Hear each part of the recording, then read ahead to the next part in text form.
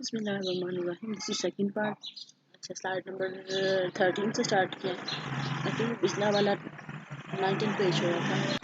तो इस स्लाइड में क्या कह रहा है, उसमें एक स्लाइड रिपीट हो रही है, तो इसलिए मैंने दोबारा से वहाँ शुरू नहीं किया। You can not improve something that you. अच्छा, पिछली स्लाइड जो एक तो मैंने छोड़ी थी, उसमें क्या बता रहा था कि आपको ना हमेशा समटाइम्स ज़रूरत पड़ती है कि आप अपनी चीज़ को इम्प्रूव करें। ठीक है, ये बात शुरू में भी उसने एक दफ़ा बता दी थी। तो आप कह रहे हैं कि you can not improve something that you can not measure. अगर आपको पता ही नहीं है कि आपको इम्प्रूवमेंट, यहाँ मेजर इस सेंस में आ रहा है कि आपने देखना है कि कौन से फैक्टर्स। देखिए, आपको अगर पता ही नहीं है कि आपने इम्प्रूव करना है अपने आप को, तो आप कैसे इम्प्रूव करेंगे। अगर एक टीचर है, उसे किसी ने बताया ही नहीं है कि भाई आपकी ड्रेसिंग सेंस बच्चों को बहुत इरिटेट करती है, या आपकी जो पढ़ाने का तरीका है वो बच्चे को पसंद नहीं है, तो उन्हें कैसे पता चलेगा कि उन्होंने अपने आप को इम्प्रूव करना है। तो जब आपको पता होगा कि आपको कुछ फैक्टर्स यानी कि मेजर्स हम जिसको कह रहे हैं, उनको ज़रूरत है कि आप चेंज करें या कम करें या ज़्यादा करें, तो ही आप उसको इम्प्रूव कर सकेंगे।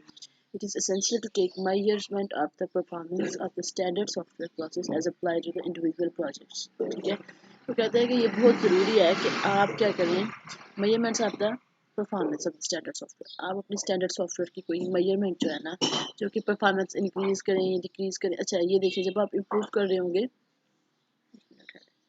जब आप इम्प्रूवमेंट के लिए काम करने वाले होंगे, तो आपने सबसे पहले क्या करना है कि कोई फ़र्ज़ करें कि आपके पास रिक्वेस्ट करता है, या आपको पता चलता है कि आपका सॉफ्टवेयर जो है, आपका प्रोसेस जो है, या स्टैंडर्ड जो है, वो आप डिकेड है। ठीक है, आप वो मंजरी की तरफ जा रहा है। तो कोई आपसे कहे, तो आपने सीधा मेजरमेंट्स पे काम तो शुरू नहीं कर देना ना। आपने क्या करना है कि these measurements must be analysed. पहले आपने उस पर एनालिसिस करना है, क्या वो वाकई चेंज होने वाली हैं, क्या वो हमें चेंज करना चाहिए, किस लिहाज से करना चाहिए। ठीक है, analysis should be used to adjust or tune the standard process with a view to improving it, stabilizing its performance within acceptable limit। ठीक है, वो कहता है कि आपने एनालिसिस क्यों करना है। एनालिसिस इसलिए करना है कि आपने उसको देखना है कि उसको इम्प्रूवमेंट की अगर ज़रूरत है तो कितनी है।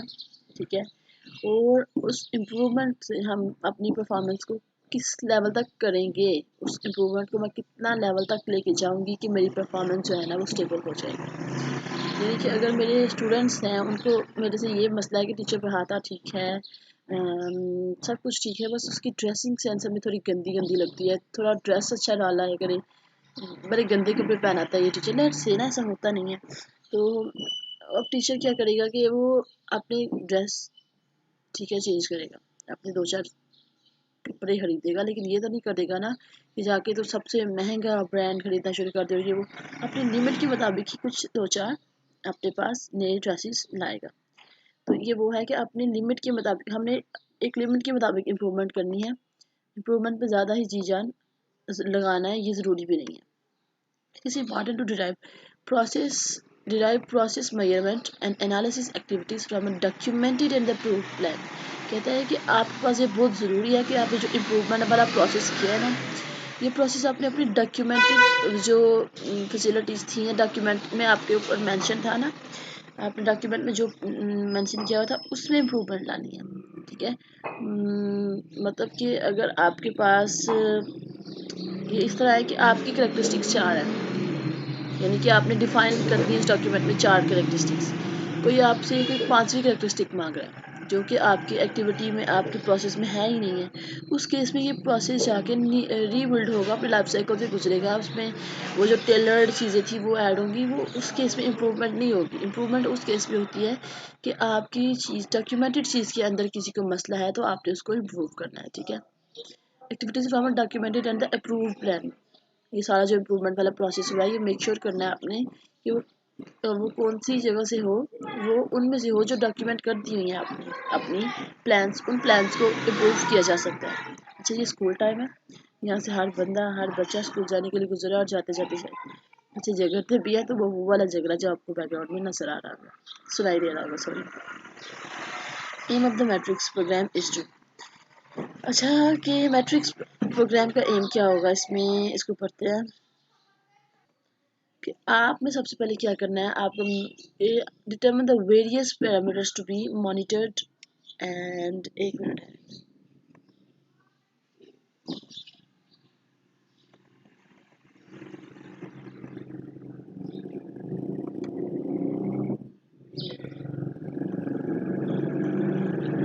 अच्छा जी, the aim of the matrix program determine the various parameter to be monitored and measured। ठीक है, आपने सबसे पहले देखना है कि आपके पास जो इम्प्रूवमेंट करनी है आपने मेजरमेंट की। Determine the various parameter to be monitored and measure. आपने वो वाले पैरामीटर्स निकालने हैं जिन पे इम्प्रूवमेंट चाहिए। ठीक है, उन पैरामीटर्स को आपने देखना है और उसको उसकी मेजरमेंट्स को जो है ना इम्प्रूव करना है। लेकिन आपने कुछ डिटरमिन द वेरियस पैरामीटर्स, ठीक है, सारी टोटल आपको इम्प्रूवमेंट चाहिए या नहीं चाहिए, ये इस बात का ध्यान रखना है। ठीक है, ये इसकी एक और मतलब निकल रहा है कि determine the various parameters to be monitored and measured. ठीक है, ये वही मतलब है कि आपके पास अगर इम्प्रूवमेंट चाहिए तो आपने वो वाले पैरामीटर्स देखने हैं। ज़ाहिर सी बात है कि अगर मैंने एक टीचर की मिसाल दी है तो उसको पढ़ाई उसके हम ये तो नहीं कहेंगे कि समटाइम ऐसा भी होता है कि ना हमें पढ़ाई पसंद आ रही है, ना हमें टीचर का बिहेवियर पसंद आ रहा है, ना हमें टीचर की ड्रेसिंग पसंद आ रही है। आई एम सॉरी, बिहेवियर तो टीचर का ऐसा नहीं होता, लेकिन फर्स्ट करें टीचर्स ना कह रहे हैं, हम भी बिजनेसमैन कह रहे हैं, लेकिन हमारा इंटरेक्शन भी टीचर से होता है, तो मैं टीचर का नाम करके तो एग्जाम्पल कह रही हूँ। डिफाइन, अच्छा, तो हमें ऐसा तो समटाइम्स ही होता होगा, नहीं तो टीचर कुछ लोगों को टीचर का जो टीचर अच्छा नहीं पढ़ाता उनका बिहेवियर अच्छा होता है, क्योंकि वो बिहेवियर ही अच्छा करते हैं क्लास में। तो हमने देखना है कि किन पैरामीटर्स में हमें वो मॉनिटर करना है और उसकी मेजरमेंट को इम्प्रूव करना है। तो डिफाइन अ मैकेनिज्म सिमुलेशन, ऐसा तरीका हो कि हमारे पास हम मिला दें किसको, data from the implementation team for analysis at project level as well as the organizational level. अच्छा, ये शायद हम इसको इस तरह देख सकते हैं कि इम्प्रूवमेंट, पीछे इम्प्रूवमेंट की स्लाइड है ना, तो वो कहता है कि आपने कोई ऐसा तरीकाकार निकालना है कि आपके पास जो इस साइड से इम्प्रूवमेंट की रिक्वेस्ट होती है इम्प्लीमेंटेशन टीम की साइड से या ऑर्गेनाइजेशनल लेवल की साइड से। ऑर्गेनाइजेशनल लेवल की साइड से क्लाइंट भी हो सकता है, या फिर ऑर्गेनाइजेशन के लॉज भी हो सकते हैं, या फिर कुछ बाकी लॉज भी हो सकते हैं।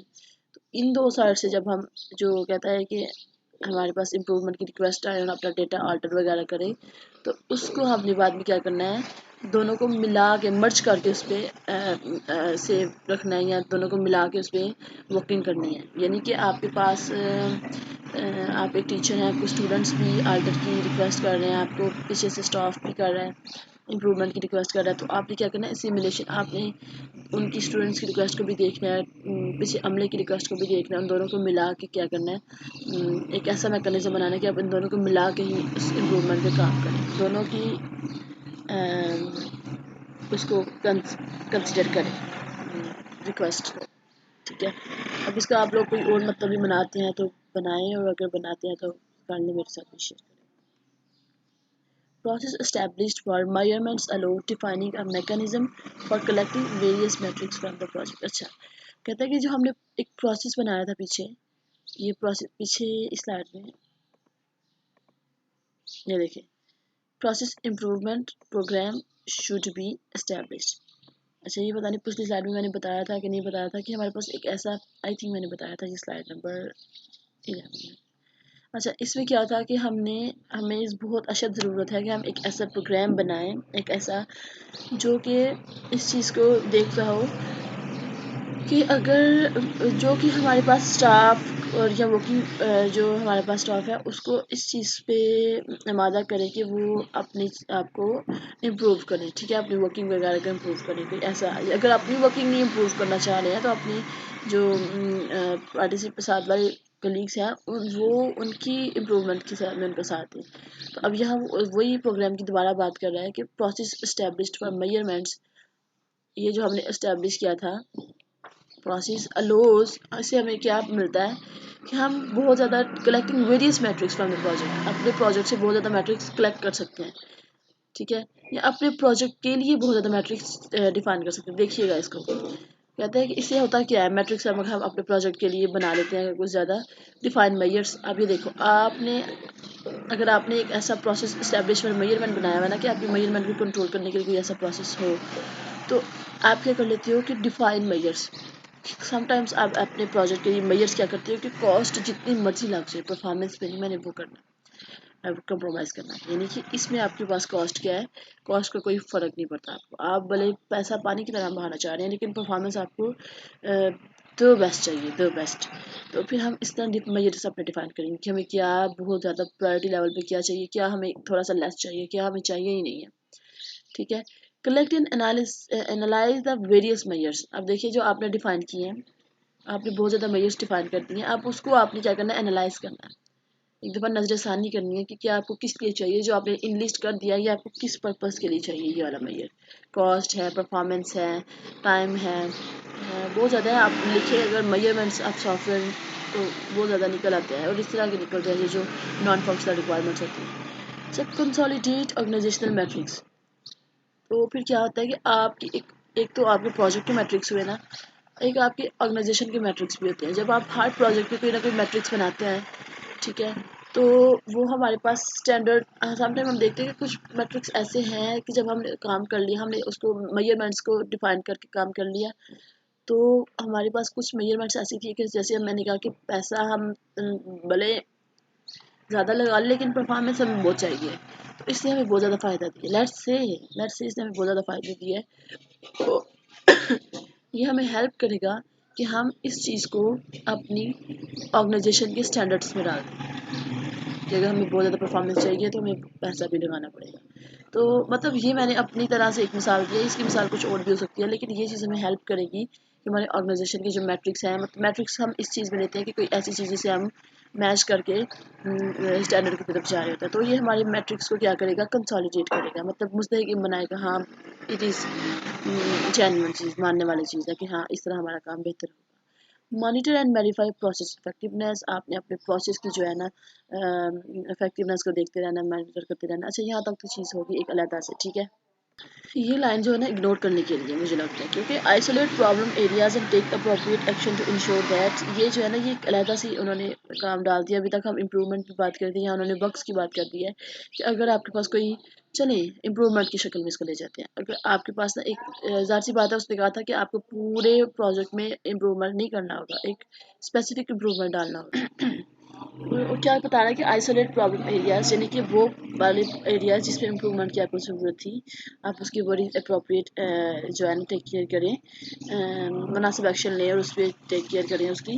अक्रेंस ऑफ, हमारे पीछे जो है कंस्ट्रक्शन का काम सुबह सुबह शुरू हो गया है, और सारे मेरे बहन भाई साथ साथ लगे हुए हैं। शौकिया शौकिया और नीचे बोलेंगे तो आपको आवाज़ आएगी, तो प्लीज़ इग्नोर करें इसको। Isolate problem areas and take appropriate action. अच्छा, तो वो कहता है कि occurrence of such defects is not repeated. तो अब आपने क्या करना है कि जिस जगह पे आपको इम्प्रूवमेंट चाहिए थी, जिस जगह पे यूजर को परेशानी हुई, आप कोशिश करेंगे वो दोबारा अकर ना हो। लेकिन कम से कम अगर आप हम ये नहीं कर सकते कि वो दोबारा अकर ना हो, तो हम ये कर लें कि वो जो है ना मिनिमाइज हो जाए एरिया जो है ना इम्प्रूवमेंट में, हम डिफेक्ट को मिनिमाइज कर लें अगर हम उसको ख़त्म नहीं कर सकते तो। अच्छा, मेजरमेंट प्लान के अंदर एक और चीज़ क्या आती है, मेजरमेंट प्लान के अंदर एक और चीज़ वो आती है जो हमने पीछे लाइफ साइकिल पढ़ा था अपने प्रोजेक्ट का, वो आ जाएगा इसके अंदर। क्या लाइफ साइकिल था वो, कि अपनी एक्टिविटीज़ को पहले ही डिफाइन कर ले, कौन कौन सी एक्टिविटीज़ आप परफॉर्म करने जा रहे हैं, ठीक है। ग्रुप्स, इंडिविजुअल्स, कौन बंदा रिस्पॉन्सिबल होगा किस काम के लिए, और कौन से आपको रिसोर्सेज चाहिए, कौन सा आप टूल इस्तेमाल करेंगे, स्टाफ क्या होगा, आपका प्रोसेस क्या फॉलो होंगे, ये सारा जो है ना लाइफ साइकिल इसके अंदर दोबारा लिखा जाएगा मेजरमेंट प्लान के अंदर। Following issues need to be resolve in the developing matrix program. What should be measured. अगर आप एक ऐसा मेजरमेंट, वो जो पीछे हम बना रहे थे एक प्रोग्राम, तो हमने देखना है कि हमें मेजर क्या करना है, वाई, क्यों करना है, कैसे करना है, कौन करेगा, और ये हमारे डेवलपमेंट के किस फेज में होगा। अच्छा, तो ये सब क्वेश्चन है जिसके बारे में भी हमने सारा पीछे पढ़ते ही आए हैं कि हमारे पास major, what should be major, हमारे पास कौन सा वो है पैरामीटर है जो मेजर होगा, why it should be measure, क्योंकि इसकी रिक्वेस्ट आई है, इसमें इम्प्रूवमेंट की ज़रूरत है।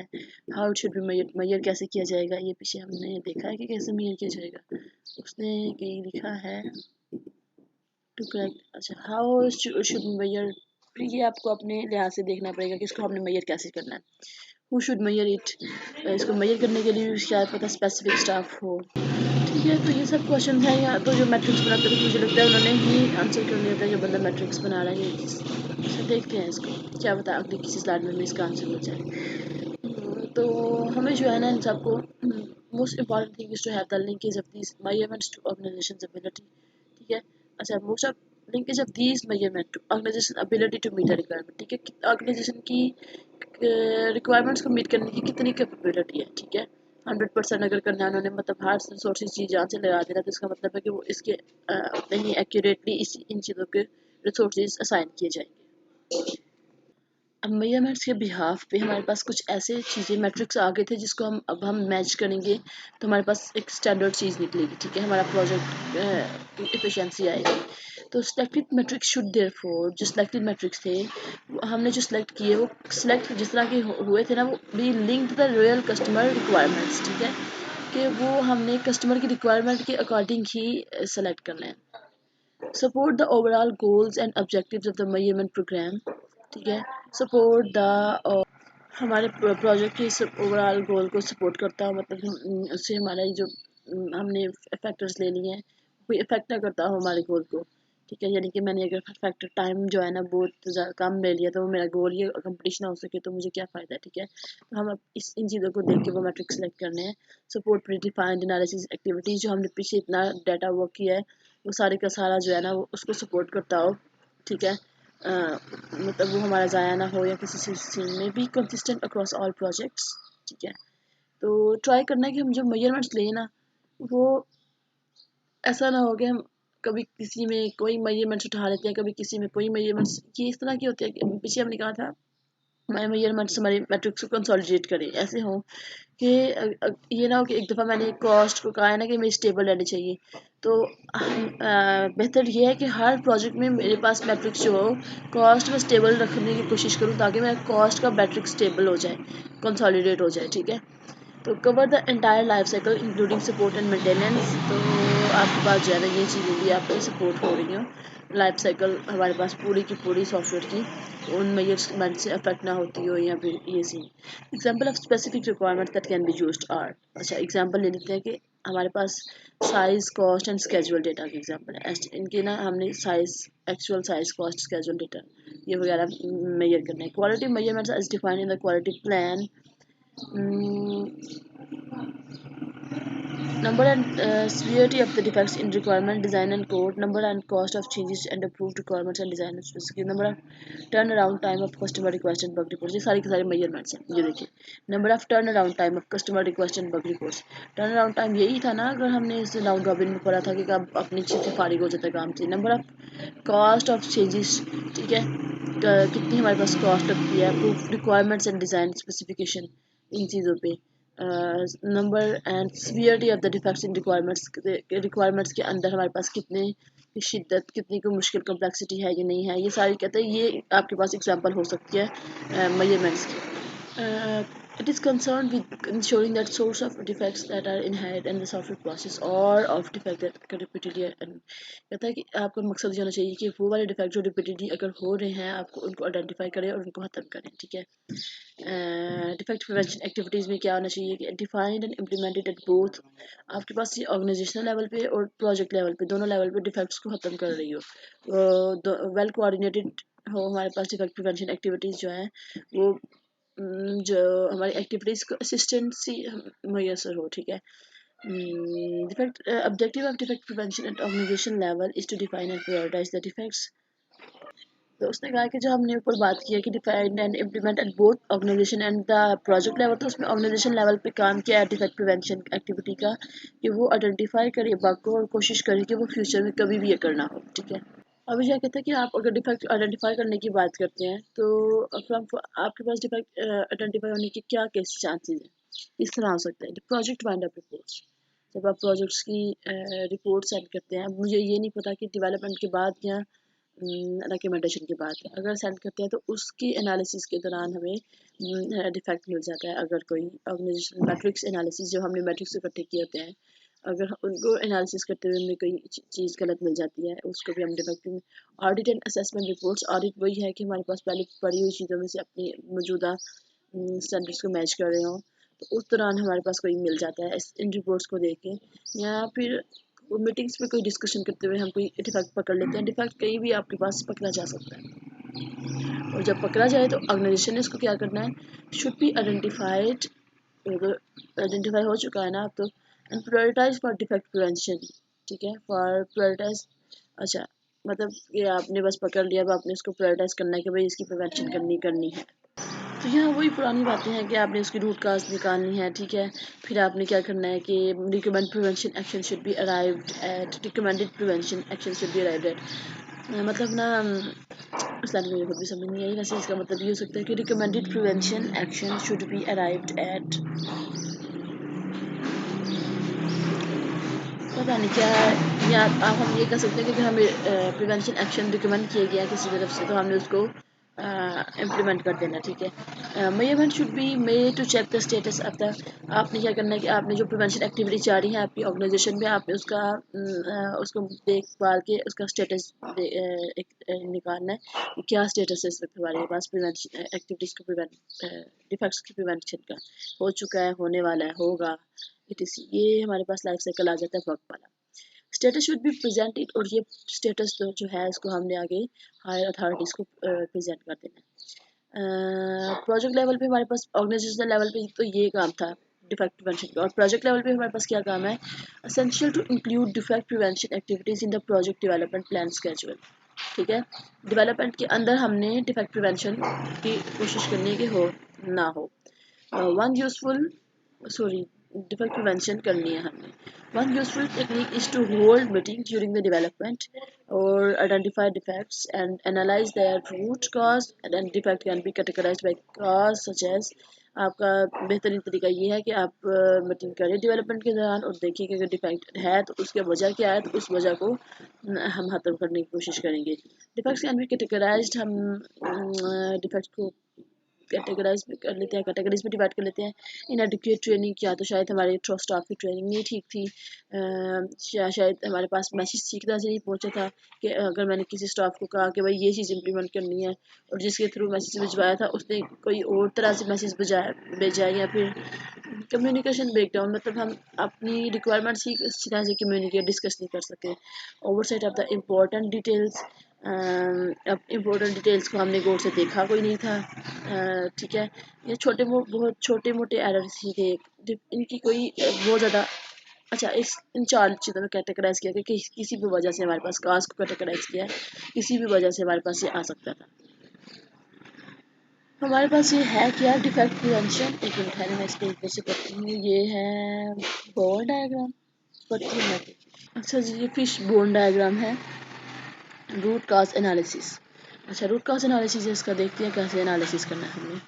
आई थिंक ये तो सारे का सारा ट्री बना दिया है उस चीज़ का कि हमारे पास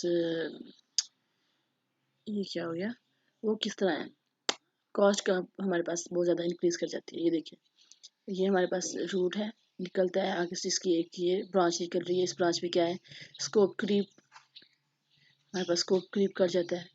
क्रीप यहाँ मैं जो कॉन्टेक्स्ट मीनिंग में ले रही हूँ कि हमारे पास स्कोप जो है ना अपने प्रोजेक्ट का वो गिर जाता है, तो उसको ठीक करने के लिए एडिशनल रिसोर्सेज चाहिए होते हैं, तो वहाँ इनकरेक्ट मेथोडोलॉजी यूज करती है, उसको ठीक करने के लिए पैसा लग रहा है।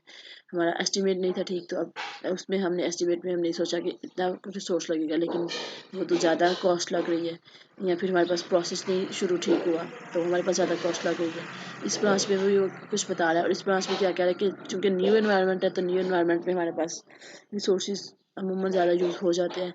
तो अच्छा, लो प्रोडक्टिविटी है और उसको हाई करने के लिए प्रोडक्ट ज़्यादा, ट्रेनिंग नहीं ठीक थी आपकी, एम्प्लॉय ने इनएफिशिएंसी दिखा दी है, तो भी आपके पास जो है ना ये नुकसान है।